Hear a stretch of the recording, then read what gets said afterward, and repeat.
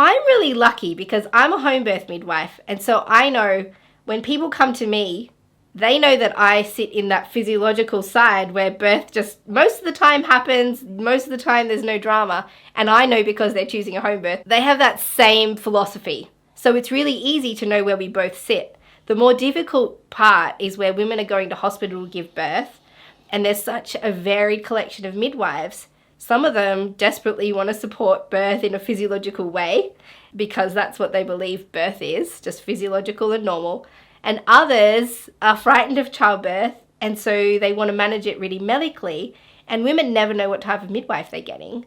Similarly, it's very hard for midwives when a woman comes into hospital to work out, does this woman want me to be really hands-on and give a lot of medical attention, or is she expecting me to be more hands-off and more honouring of the physiological process? So it's a real challenge when women come into hospital and midwives are working in a hospital for there to be a match between the woman's philosophy and the midwife's philosophy. One of the big issues is that when women get to hospital, they don't know the midwife who's looking after them. They've not been able to have this conversation with them about their expectations on their birth care. And so there almost needs to be this initial interview process for the midwife asking the woman, what is it that you're expecting from me for your birth today? To ask the midwife, what are you going to offer me for this birth today?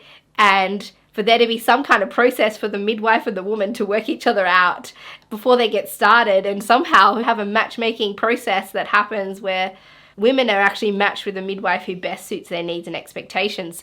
If you have your own midwife, you can discuss expectations all through the pregnancy so that when you get to the birth, everybody can meet the expectations of the woman. But this is really challenging where the woman has not yet met the midwife.